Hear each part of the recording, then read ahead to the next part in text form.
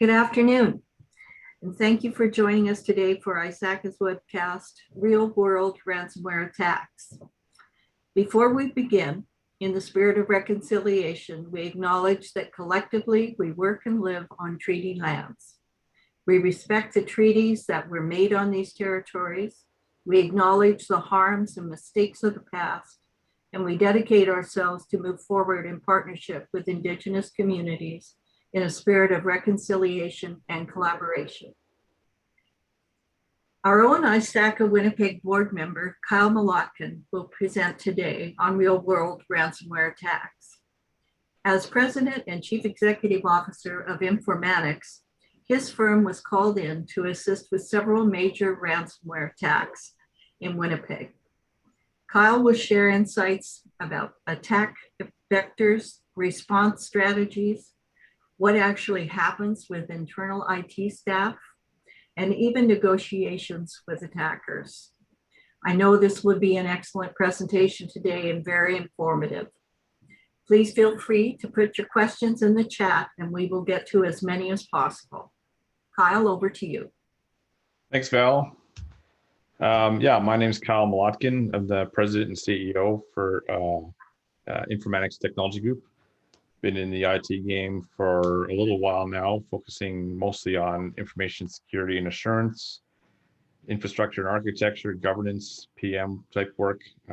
As a bonus, I've been on the board of ISACA-Winnipeg for almost a decade, and I've been on the Western Canada Information Security Conference Committee since 2006. Informanix Technology Group, we founded in 2013. We have three kind of business units: consulting, which is just advisory and enterprise risk type stuff, project management work, enterprise infrastructure, focusing on data center, compute, storage, cloud, security, that type of work. And our managed services division is full lifecycle IT outsourcing.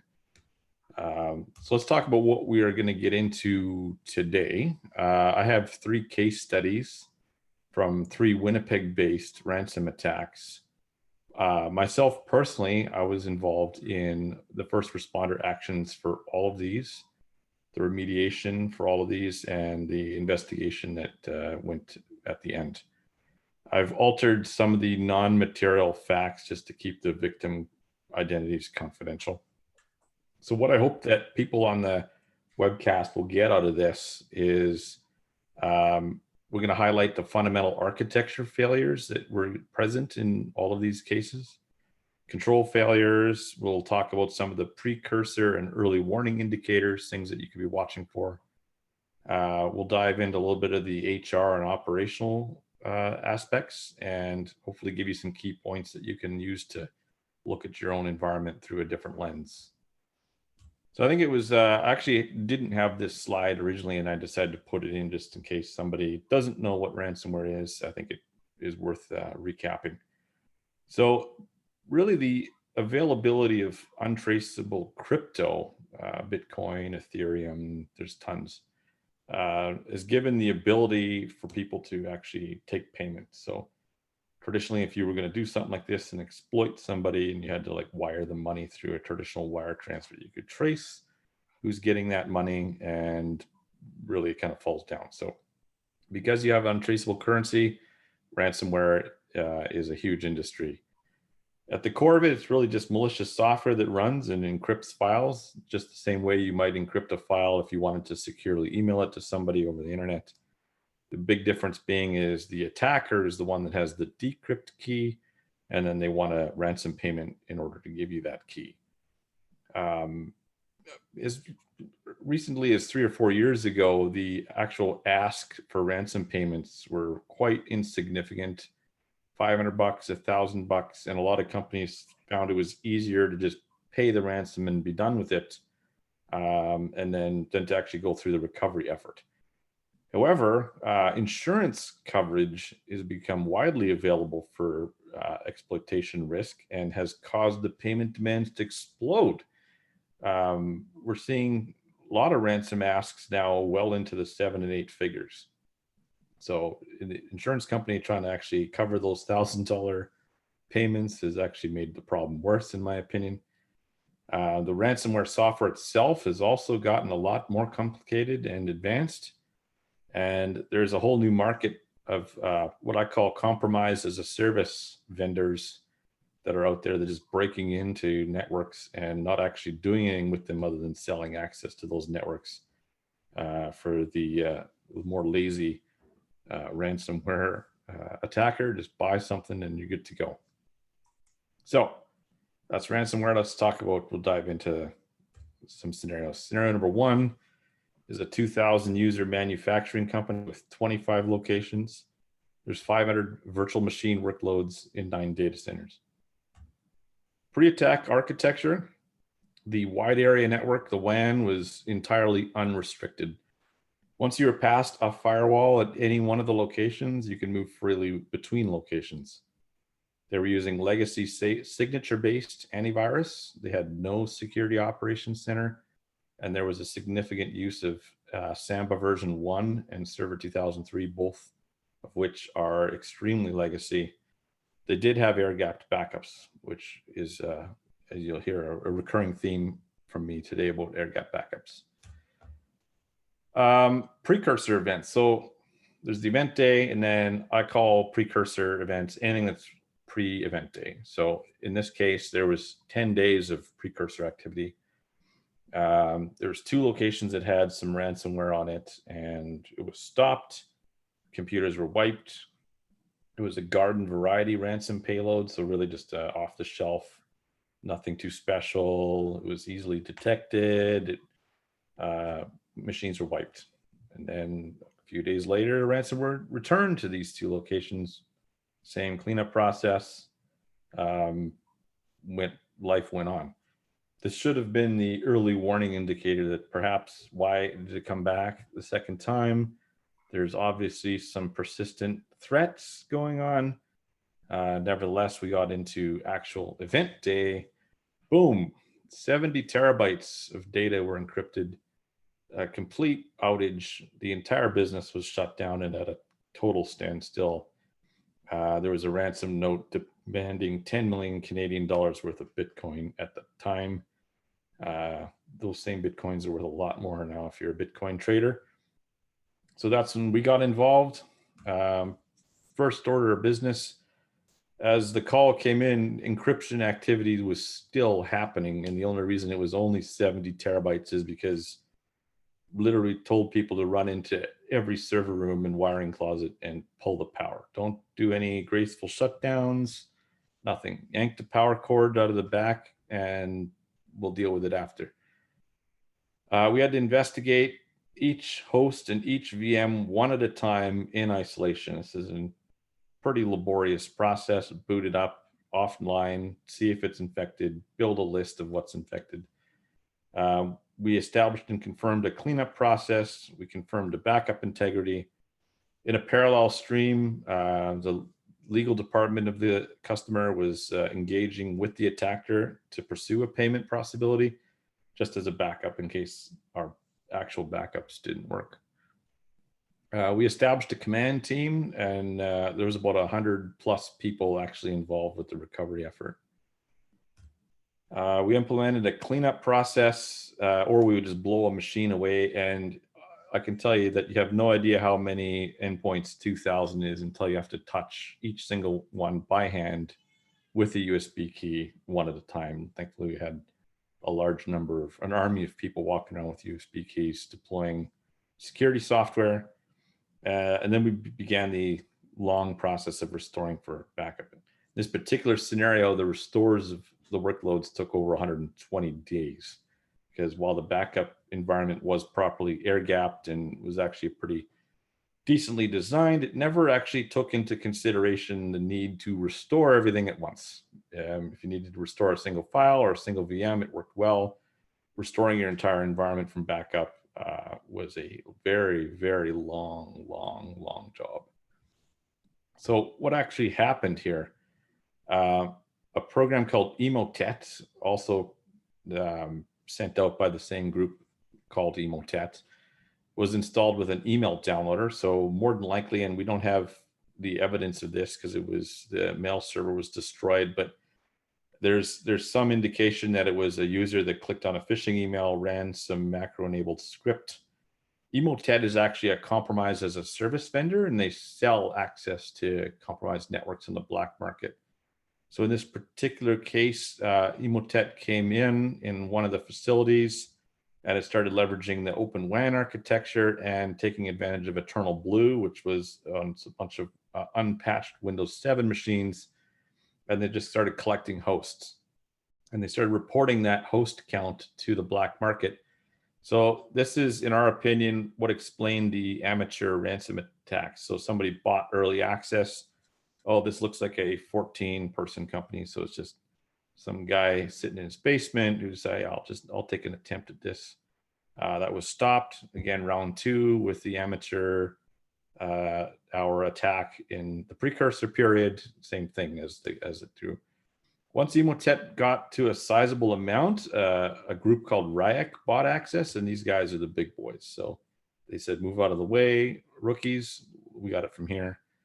They customized their payload. They actually got their payload established using the Emotet access all over the environment, and then detonated everything all at once on event day. The encryption activity started about 2 in the morning and wasn't detected till 6 a.m. And it encrypted 70 terabytes of data in that time. Both Emotet and RIAC just simply asked the legacy antivirus to turn off, and it disabled its own service. So these folks thought they had adequate antivirus protection, and it would have been easier to have nothing because there would be less administration. So let's talk about some key takeaways from this scenario.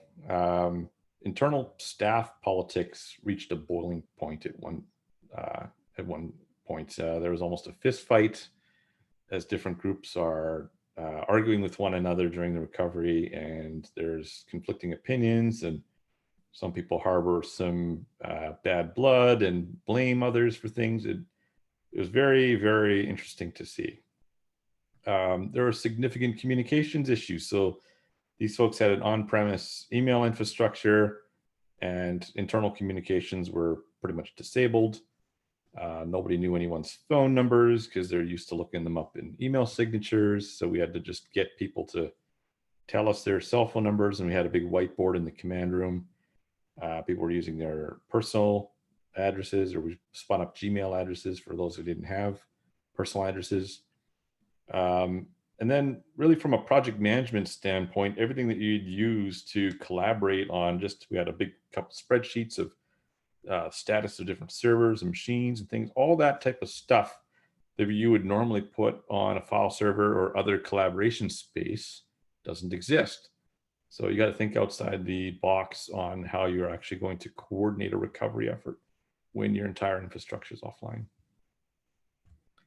At the end of the day, for these guys, the attack cost them about $5 million, and no ransom payment was made. So that's just $5 million of cash out the door on auxiliary expenses. There was some minor loss of non-critical workloads that the business just said, we're going to abandon those anyways. So it wasn't like we recovered absolutely everything. And then a significant investment after the attack was required to actually improve infrastructure and get things up to snuff. So that's scenario 1. Scenario 2, so a 1,500 person logistics company. They have 10 locations, 270 VM workloads in a single data center. And to make this scenario unusual, the company had recently been acquired, and all of its legacy infrastructure was in a transition state. So employees had moved over to new ERP, and the data was in the process of being archived. Pre-attack network architecture had a new firewall. However, its license was expired and it was unpatched. They did run legacy antivirus, but they had a next-gen anti-exploit agent on all the endpoints. They didn't have a security operations center, nor did they have air-gapped backups. The new parent company had some of the stuff that they wanted to keep and had VM snapshots of some important workloads, but that was aside from the actual regular production backup infrastructure. So on event day, all servers that were left powered on, because some of the stuff was being decommissioned, was completely encrypted by NetWalker. And the ransom note asked for 250 Bitcoins, which is about $17 million in today's Canadian dollars. And also indicated that if you didn't pay it, not only would you not get the decryption key, but the NetWalker group would disclose the data on the dark web. So the response strategy was, again, a complete shutdown of the environment while we conducted a damage assessment. There wasn't actually a huge significant business impact because all the users of the ERP and all that other stuff had been migrated already to the new parent company's ERP. Legacy environment backups were destroyed. So because there was no air gap backup infrastructure, it was also encrypted. In this case, we didn't bother engaging with the attackers whatsoever, not even as a secondary response strategy or anything. We didn't even talk to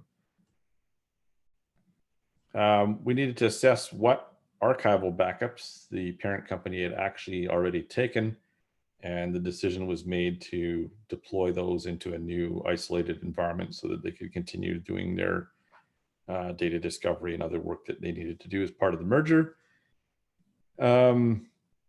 Yeah, we scanned these boxes, make sure there's no dormant threats, and we continued to monitor the dark web for indicators of published data, including at the exact time they said they were going to publish it, and nothing ever showed up. So interesting to see that that was maybe an empty threat. So what happened here? The firewall was exploited using a node and internet accessible vulnerability. So basically it was picked up by a scanner or some sort of vulnerability sweeper, and it was just, do the remote code execution. The attacker gained access to direct VPN credentials. And this, I can't even believe people still do this stuff. So if you take nothing out of this, take this point here. The VPN credentials that were harvested through this firewall vulnerability were the same as a domain admin account. And basically now the attacker had legitimate VPN access and domain admin on the network and was able to do whatever they wanted. So they did about a day and a half of reconnaissance and then unloaded their NetWalker ransom payload. Looking back on the infrastructure after the attack, there were a ton of indicators of compromise. However, because this infrastructure was almost done being decommissioned, no one was really paying attention to it. Everybody was focused on the new production side. So key takeaways, lots of meetings with the parent company stakeholders, a lot of discussion around what's the actual value of some of the data that is potentially unrecoverable, what, if any, disclosure requirements are necessary. Takeaways for you guys on the call, make sure you're patching your firewalls. There was a ton of different CVEs about this particular vulnerability, and it had been out there for well over 6 months. And the vendor of that firewall had put out tons of different emails saying how critical it was to make sure you get this patch installed as soon as possible. Don't use the same credentials for VPN as domain admin. It's a bad problem. And you'll hear me talk about this a few more times yet today. Make sure you have proper air-gapped backups. And if you're not sure what air-gap means, then we'll drill into that at the end in the question period. But basically, you want to make sure that the backup storage area is not on the same network plane as your production infrastructure, nor is it as accessible via the same credentials. So in this case, because these guys had domain admin and the backup infrastructure was domain joined, they had access to the backups. Big problem. At the end of the day, the attack cost 500 grand. No ransom payment was made. There was a significant data loss, and the parent company just said, you know what, would have been nice to have that stuff, but it's not really critical. We'll just move on with life. No investment improvements, and the legacy infrastructure was finally retired a little ahead of schedule. Let's talk scenario 3. This is a 100-person construction company. They had 4 VM workloads in 1 server room. The architecture pre-attack, single production hypervisor. They had a disaster recovery hypervisor with daily replicas of their VMs going there. It's great. Local backup target. no offsite backups, and direct remote desktop exposed to internet. But they changed the ports from 3389, so they must be secure, right? No. They were not using VPN to get remote access. They were just RDPing into their machines from the internet. Next gen AV was used. Next gen anti-exploit was used. Well, that's odd. Why? How come they got attacked if they have all these latest and greatest things?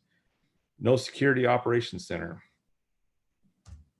So Precursor, significant indicators of compromise for the 8 days pre-event, and a boatload of email warnings going to the chief operating officer's email in a folder called alerts, and not a single one of them were looked at, because once you move email to a folder, everybody knows it's gone forever.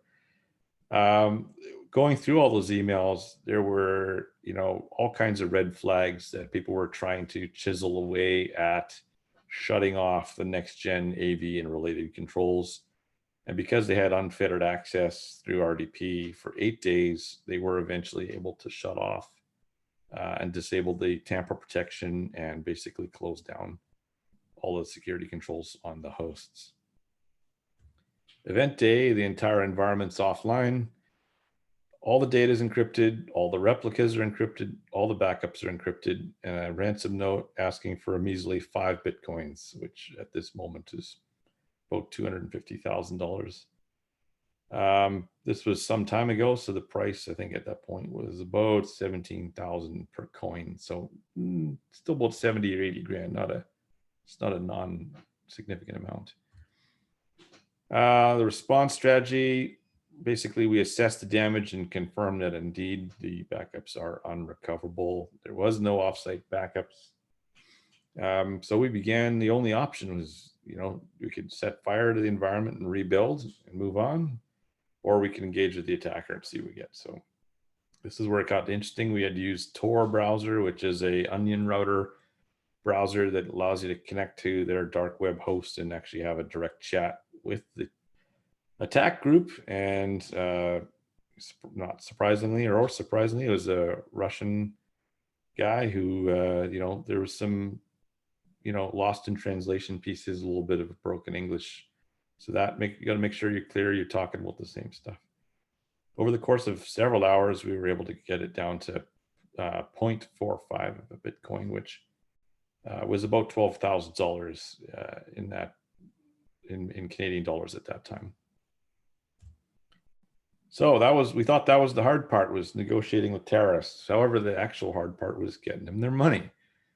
There's a huge effort required to actually transact the Bitcoin payment. Unless you're already set up to do this and you're an active Bitcoin trader, there's a lot of effort into it. We had to set up a Bitcoin wallet. We had to plead with the wallet vendor. They had a 10-day restriction on deposits in excess of $500. So that wasn't going to work for us. Then we had to plead with the bank to allow an e-transfer larger than 10,000 to get money into the Bitcoin wallet. And then once that happened, then the Bitcoin wallet's vendors compliance department froze the account almost immediately. Then we had to actually execute the payment after we got that money released. And if anybody's seen a Bitcoin wallet, it's this huge GUID, basically. I don't even know what it's like 36 characters. It's a long string of numbers and letters. And if you even have if it's a capital E and you put a small e, that's a different wallet address, and you're going to wire the money to the wrong place. So we actually had 5 different people go character by character confirming we had the right address. And then we had to keep the attacker informed this whole time, because this financial process took 13 hours. So in scenario 1, there was some legal folks that got involved because the size of the attack was a lot bigger. And in their engagement letter, there was a thing that said they're going to take a 30% commission on any ransom payment that needed to be paid. I thought that was just adding insult to injury. You're going to pay $10 million, and then these guys are going to take a 30% or a $3 million rake on it. I thought that was outrageous. I still think it's outrageous. However, having gone through this ransom negotiation and payment process myself personally, I somewhat understand it. if you don't, you have to have the setup and the infrastructure and the cash on hand to be able to actually do this, and all the regulatory compliance that goes along with it. So it kind of makes sense, but geez, taking $3 million off a guy who's paying $10 million ransom seems a little bit outrageous. So we got the keys after 48 hours. Like, you can't even tell, I can't even tell you how long these 48 hours were. We pay the money and then there's nothing. I'm like, oh, guess we just lost ourselves 12 grand here.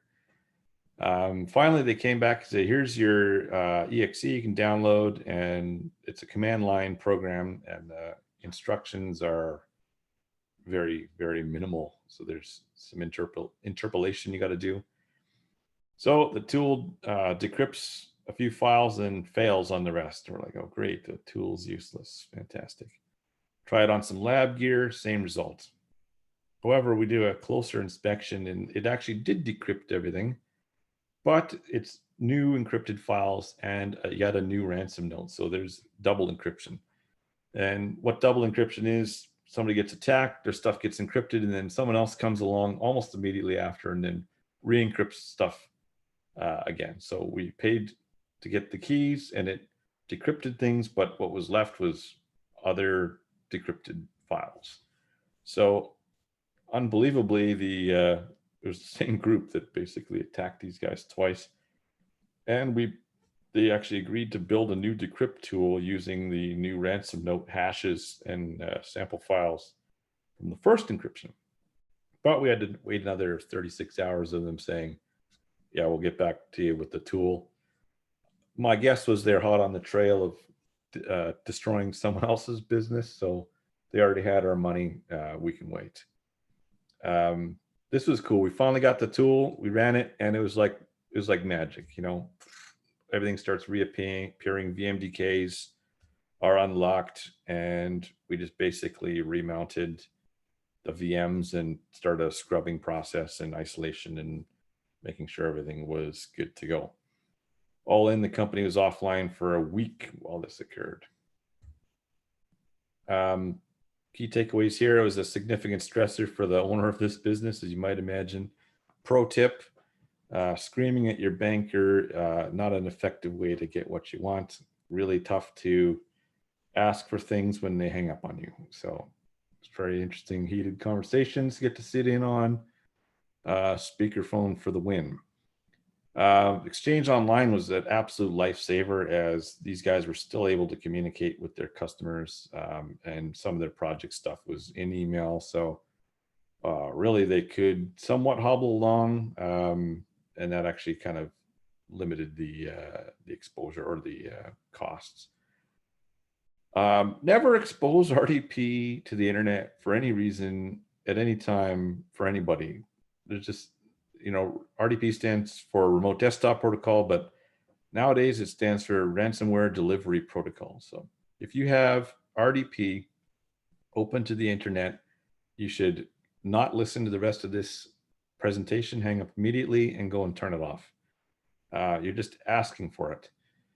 Offsite backups. You need offsite backups, and you also need to test them and air gap your backup infrastructure. I've said it in the last couple of scenarios, you absolutely need to be doing this.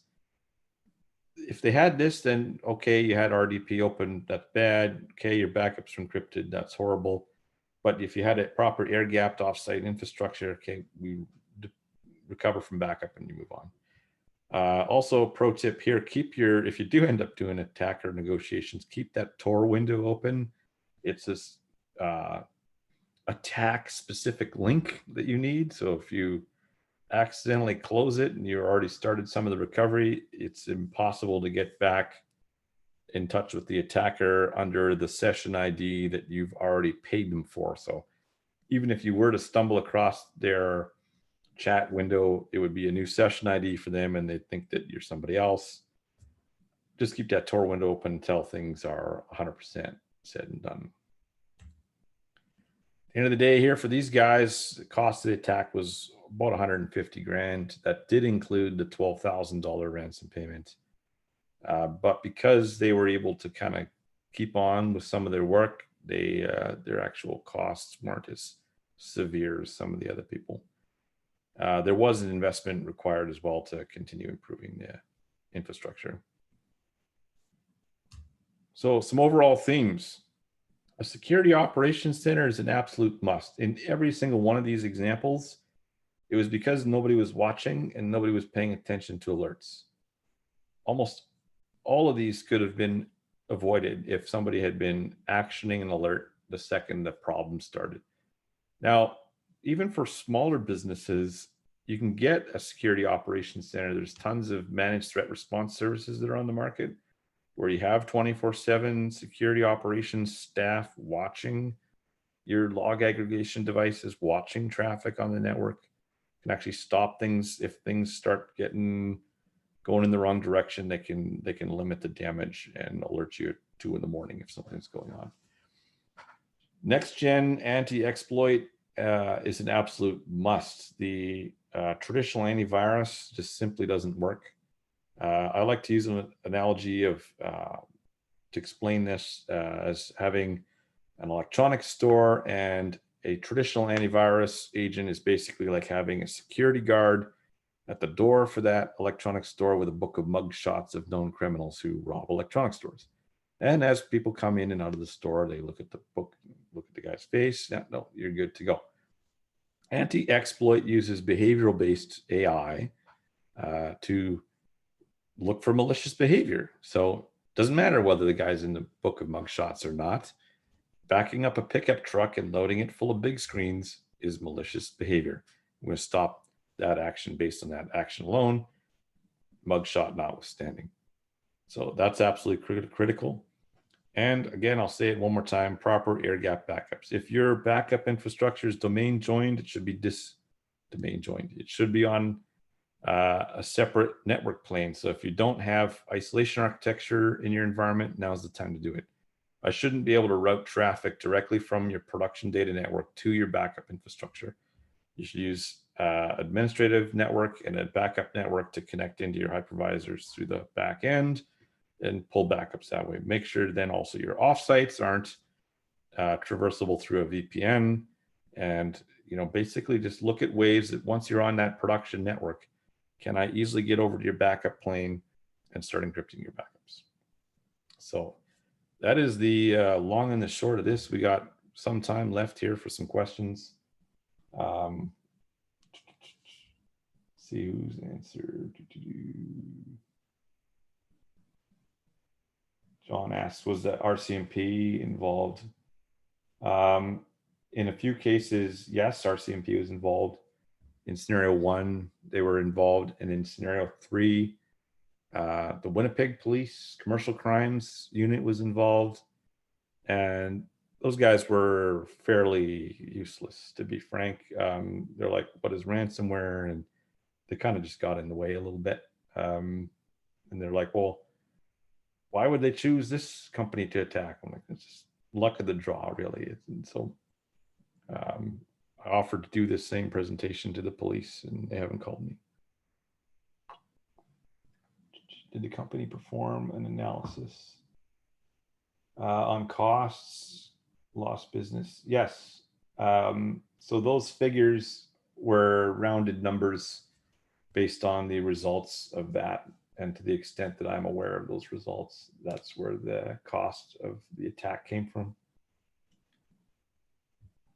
Are air gap backups effectively the same as immutable backups, or are there key differences to keep in mind? Immutable backups is it's basically, once you've written the backup, you can't change the data. So that's what that means. So if an attacker was able to access it and encrypt it, it wouldn't work.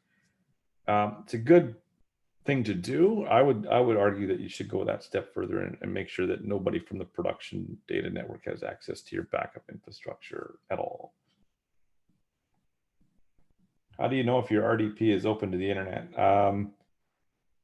Well, you can scan your IP range using like Shodan or something like that, or Nessus or one of those tools.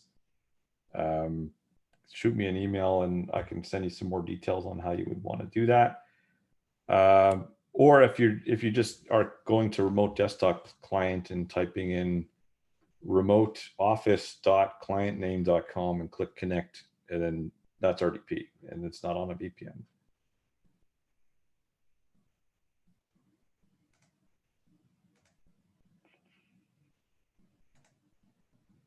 Any other questions?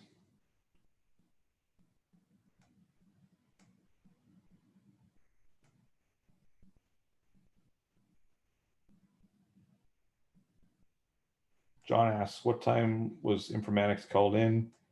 In all of these scenarios, we were called in on event day.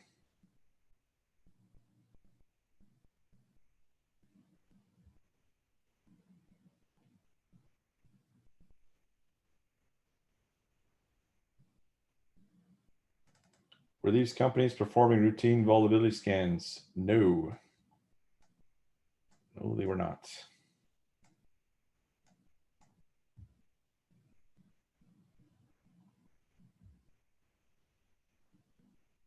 Can you talk a bit more about offline backups? Take too long to restore, right?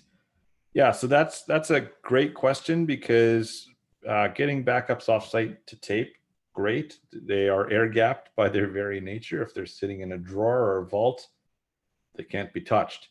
However, as we saw in scenario one, make sure you're considering the length of restoration. So that is a long way to restore on a tape. There are faster ways to do that. We live in a golden age of infrastructure possibilities. You can get air gap backups going to a cloud provider if you're on-prem. Even if you're on a cloud provider, you can get them going to a different cloud provider in an air gapped fashion, and really get yourself a awesome infrastructure. And the cost for that is a lot less than it would be even 5 years ago. And some of the architecture decisions you can make today are a lot better than what it would be 5 years ago as well. So it's a new ball game nowadays.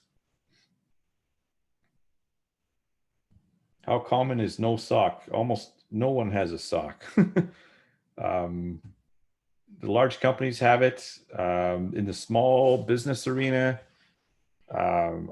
Informanix clients have it, because we started putting it in as we saw the scenario one.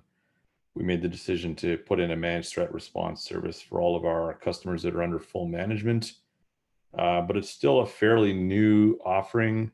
And a lot of people hear the term security operations center. It sounds complicated and expensive, and they immediately go down the path of thinking you need like 5 or 10 guys that are $200,000 a year people. Yeah, it's not necessarily that now. You can get access to SOC type services at a fairly aggressive price point, and really take a load off in terms of risk exposure, and even just your own peace of mind having that happening in the background.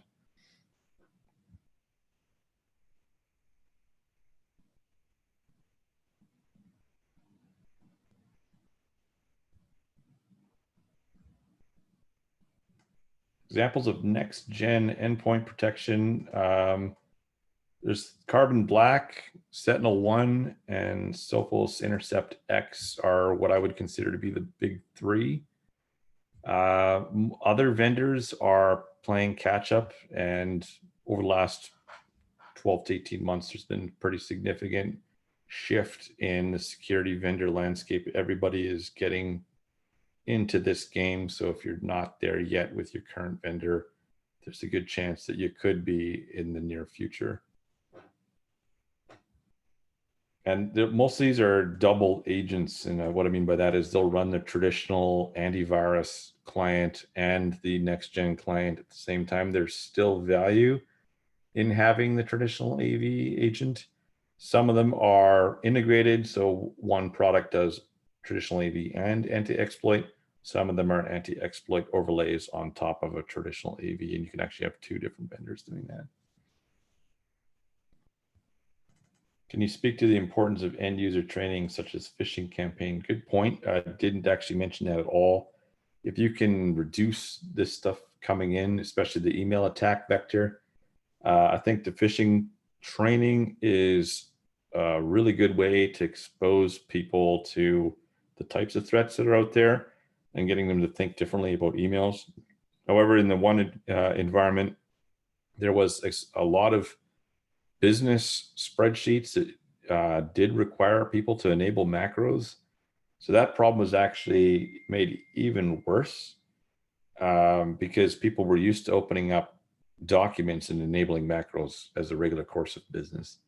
So definitely see if you can get rid of those macro enabled spreadsheets if you're using them as an actual business application. Do phishing training at least quarterly with your staff, and make sure you do employee onboarding training, talking to them about the types of threats that are out there, and really just to stop and think about things. I find that those banners that people are putting on emails, it says this email is not from such and such company, and make sure you, I would almost say turn that off. It's really useless because everybody just glosses over it. And worse yet, in the last 2 months, we've seen attack examples where people have impersonated that banner ad and say that this email has been checked by client name security services and has been deemed safe. So if people even are paying attention to those email header banners, now attackers are using those banners against you to trick your users into thinking that you've actually analyzed it and deemed the link to be safe. So it could actually be worse. Did these companies disclose they were impacted by ransomware to their business partners? In all cases, there was a disclosure, yes. There are some that were legally required to disclose and others that just did it as a courtesy. To the best of my knowledge, there wasn't any actual, they didn't lose business as a result of this. In 2 of the situations, the client actually took it upon themselves to invite their own customers to hear the story about what happened and share the word on how to not have it happen to their people they do business with. So there was kind of a positive spin put on that.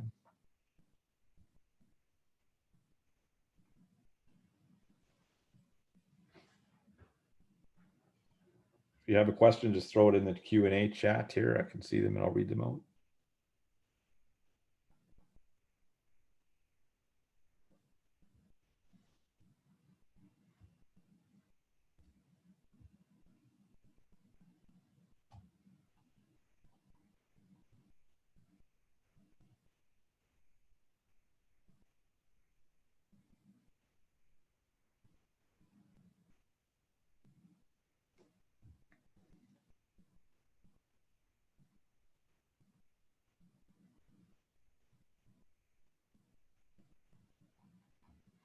I think I've got everything that's been asked so far.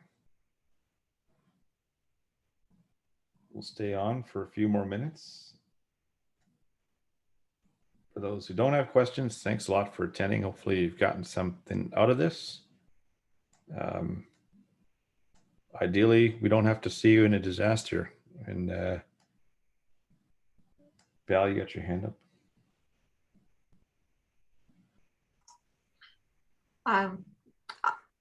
One AXA insurance recently stated that they were no longer going to pay ransom, that they would help with the issue, but they weren't going to pay ransom. And then promptly were attacked by ransomware. And I'm just curious, do you think that there will be a real change in insurance companies paying ransom? I'm not sure. And, my personal opinion is the way to solve this is to make the payment of ransom illegal in Canada and the US. And then companies will take that probably more seriously. And if you eliminate the method of which to actually pay ransom, you might see a reduction in the amount of attacks that are occurring because people know that their victims are legally not able to give them the money. Yeah. Probably more likely the problem's going to get worse before it gets better. There's a significant amount of companies that aren't running any of the advanced tools. They're not using a security operations center. They're not looking at logs even. Tons of people with old infrastructure out there, unpatched firewalls, RDP on the internet. Like, the list goes on and on. There's so much out there that I think there's going to be more before it starts quieting down. Sad but true. Thank you.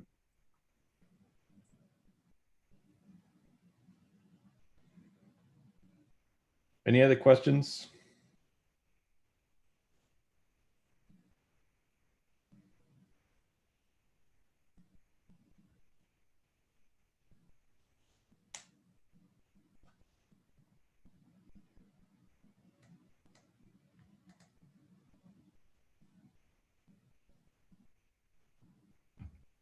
Okay, well, I guess, Val, maybe we'll close it off here. If Okay. folks want to ask a question offline, my contact info is on the screen.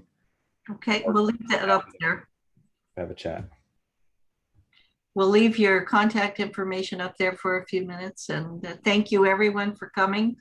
I hope that you take this to heart, and that goes for directors and anyone that works for any company, because our infrastructure is now all information technology related. So anyway, thank you very much. Hope you enjoyed it.